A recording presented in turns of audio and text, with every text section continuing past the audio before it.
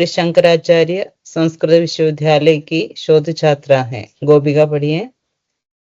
जी, सबको नमस्कार। मेरा नाम गोपिका, मैं श्री शंकराचार्य संस्कृत विश्वविद्यालय की शोध छात्रा हूँ। आज इस पर्चा प्रस्तुति में मेरा विषय है हिंदी महिला उपन्यासों में लोकतांत्रिक चिंतन।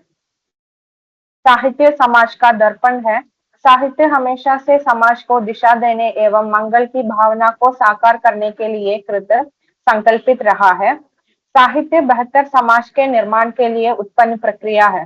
समाज में बदलाव की आवश्यकता बहुत जरूरी है। इस संदर्भ में साहित्य समाज में उत्पन्न विविध बदलाव पर सृजन करते हैं।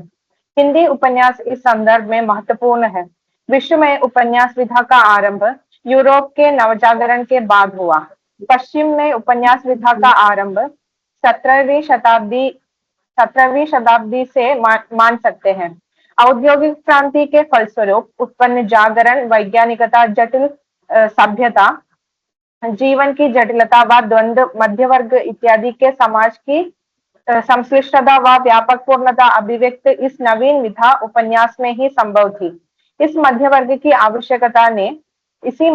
की आवश्यकता ने उपन्यास को जन्म दिया व विकसित किया। उपन्यास विधा मध्यवर्ग की आवश्यकता ही थी। यह विश्व भर में प्रगति का कारण जरूर बना है। उपन्यास गद्य का पहला बड़ा आविष्कार है। गद्य में अर्थ और अनुभव की विविक्ति जितनी और जैसी बढ़ती गई, उपन्यास की सामर्थ्य भी उतनी ही बढ़ती गई। आख्यान और रोमांस की कौतूहल मूलक सीधी रैखिक विकास गद्य के स्थान पर क्रमशः कथा, उपन्यास की बहुपक्षीय तथा बहुस्तरीय प्रगति संभव हुई। भारत में उपन्यास विश्व के अन्य देशों की अपेक्षा देर से पहुंचा है।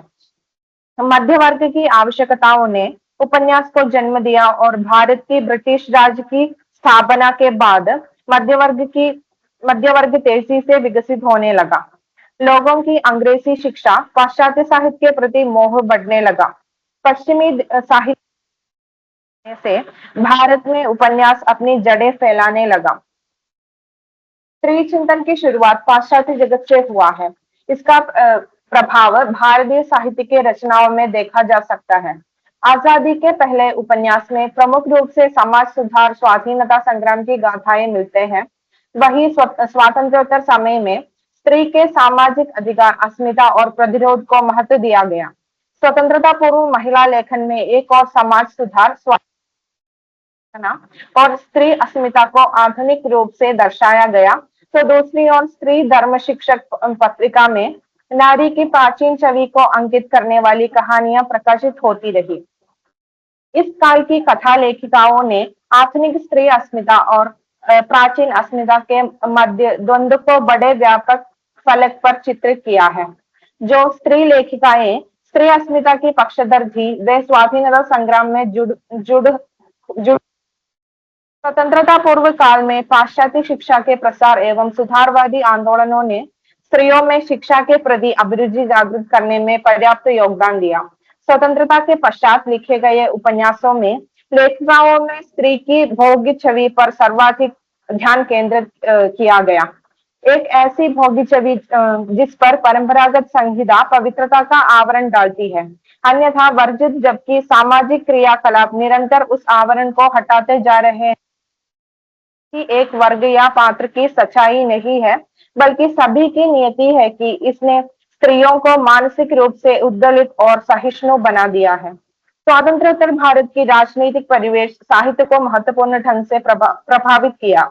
इस युग में वैज्ञानिक प्रगति के साथ यथार्थवाद का भी आरंभ हुआ है। भौतिक समाजवाद का जन्म हुआ। मार्क्सवाद के साथ वर्ग संघर्ष को भी स्थान मिला है। इसका कारण था कि वर्गों की अपनी होती है, विचारधाराएं होती है, इनमें समानता नहीं होगी। भारत की स्त्रियों को स्वतंत्रता के लिए एक अलग आंदोलन चलाने की आवश्यकता नहीं पड़ा। भारतीय स्वतंत्रता आंदोलन के साथ ही वह भागिक रूप से स्वतंत्रता प्राप्त किया था। स्वातंत्रोत्तर समय की महिला लेखिकाएं अधिकतर में गृहिणियां थी। कुछ लोग नौकरी एवं राजनीति से जुड़े हुए लोग भी थे। स्वातंत्रोत्तर लेखिकाएं पितृसत्ता दबाव से मुक्त है। महिलाएं संकोच का अनुभव करती थी। उन्हें विषयों पर लेखिकाओं ने खुलकर लिखना प्रारंभ किया।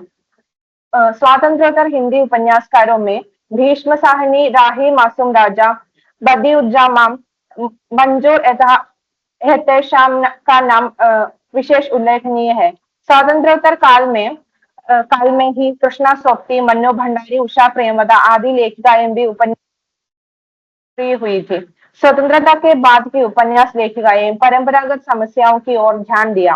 हिंदी में उषा देवी मित्रा, रजनी पनिकर, कृष्णा सोप्ती, मन्नू भंडारी, शशि प्रभा शास्त्री, मेहरुन्निसा परवेज, इंदु बाली, उषा प्रियमदा, कृष्णा अग्निहोत्री, ममता कालिया, मंजूर भगत, सूर्यबाला, मृदुला गर्ग, शिवानी, सिमी हर्षिता आदि महिला उपन्यासकारों ने अपने उपन्यासों के जरिए स्त्री संबंधी विचारधारा को महिला उपन्यासकारों के उपन्यासों की चर्चा अब हर स्थान पर हो रही है।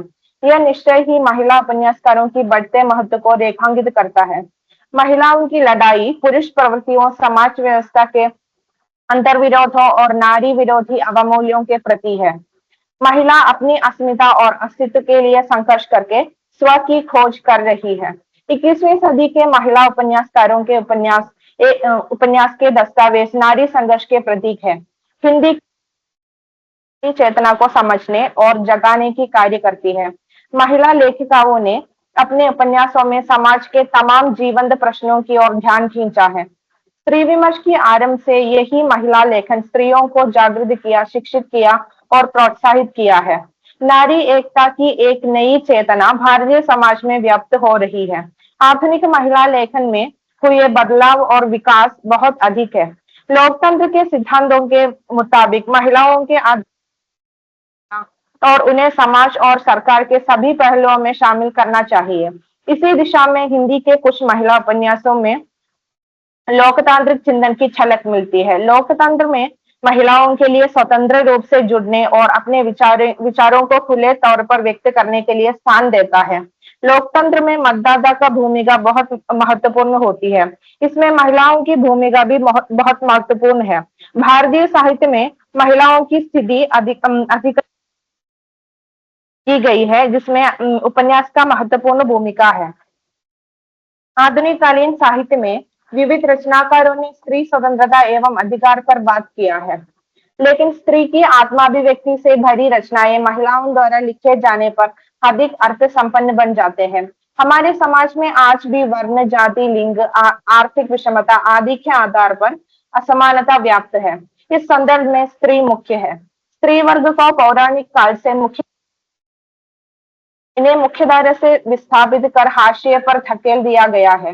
हाशिए में पड़े समाज का उद्धार समाज और शासन सत्ता नहीं करते। आज इस संदर्भ में विविध हाशिएकृत वर्ग अपनी उद्धार के लिए प्रतिरोध करते हुए दिखाई देता है।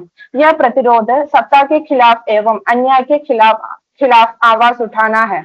समाज में विविध स्तरों पर प्रतिरोधी चेतना देख सकते हैं। स्त्री वर्ग भी आज साहित्य द्वारा प्रतिरोध कर रही उत्पन्न नहीं हुआ। कई सालों की आंदोलन एवं जागरण से ही यह प्रतिरोधी चेतना का उदय हुआ है। हिंदी के महिला लेखन में अनेक ऐसे उपन्यास है जिसमें लोकतंत्र का महत्व को दिखाया गया है। इन उपन्यासों में महिलाओं की स्थिति और लोकतांत्रिक व्यवस्था में उनकी भागीदारी की ओर चिंतन करते हुए नजर आता है। भारतीय लोकतंत्र के अनेक स्तरों पर मैत्रेयी पुष्पा लिखती है। स्त्री लेखन में लोकतंत्र की भावना को उजागर कर उन्होंने मानवाधिकार की लंघन का चित्रण करती है। उन्होंने महिलाओं के लिए लोकतांत्रिक मूल्यों के लिए संघर्ष करती हुई दिखाई देती है। 20वीं सदी में लोकतंत्र व्यवस्था और भारत में स्त्रियों की स्थिति पर लिखा है। उन्होंने आजादी के पूर्व से शुरू करके 21वीं सदी तक के नारी जीवन को उपन्यासों में पात्र बनाए और अधिकारों की मांग की। इससे भारतीय इतिहास का महत्वपूर्ण प्राप्त होता है। स्वतंत्रता प्राप्ति के बाद स्त्रियों के लिए जो अधिकार बनाए गए, आज तक उसका कार्यान्वयन नहीं हुआ है। लोकतंत्र एक व्यक्ति की स्वतंत्रता एवं उस स्वतंत्रता के अंदर उसे प्राप्त होने वाले अधिकार की ओर संकेत करता है। लेकिन लेकिन इस विषय में आज भी संदिग्धता देखी जा सकती है। स्त्री को देखें तो उसे अपनी मौलिक अधिकार आज हाशिए पर रहने वाली एक स्त्री किस प्रकार अपनी लोकतांत्रिक अधिकार प्राप्त कर सकती है। आज की लेखिकाएं इस विषय पर अधिक रचनाएं लिख रही है। लोकतांत्रिक स्तर पर भारतीय नारी को मानवीय और लोकतांत्रिक अधिकार प्रदान किए गए हैं, लेकिन सामाजिक स्तर पर वह आज भी द्वयम दर्जे की नागरिक मानी जाती है। स्वतंत्रता और समानता की बात करने वाले महापुरुषों की नजरिया स्त्रियों की ओर देखने में अलग क्यों होते हैं? स्त्री की स्वतंत्रता उस लेखिकाएं इस दौर में अनेक तथ्यों के साथ अपनी बात रखती है। जाहिर है कि पुरुषों को स्वतंत्रता के बारे में दो मतलब है, एक अपनी और एक स्त्री की। आज भारत में नारियां खुल के जी रही है, लेकिन वह रात को खुलेआम चल नहीं पाती, क्योंकि उसको खुलेआम रात को चलने की स्वतंत्रता नहीं है। पितृसत्ता का मानना है यह है कि वह रात को सुरक्षित नहीं है।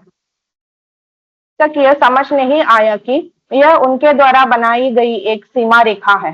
जब सीता ने लक्ष्मण रेखा पार करने की कोशिश की, तब उनको आत्माभिमान का हनन जरूर हुआ, लेकिन यह हनन किया किसने? वह भी एक पुरुष ने ही किया। महिला लेखिकाएं इस वास्तविक दृश्य की और हमारा ख्याल इकट्ठा करने की कोशिश करती है। इन सभी पितृसत्तात्मक मिथ्या अवधारणाओं के अंदर स्वतंत्रता की बात छिपी हुई है। इस संदर्भ में अधिकार दौर की बात है। आज भी स्त्री को पुरुष की वर्चस्ववादी व्यवस्था के अंदर दबी रहने में मजबूर किया जा रहा है। इस स्थिति की बदलाव जरूरी बन गया है। हिंदी साहित्य में महिलाएं स्त्री अधिकारों के पक्षधर खड़े होकर अपने लिए और स्त्रियों के लिए बात करती है। इतना कहकर मैं अपने पर्चा प्रस्तुति समाप्त करती हूँ।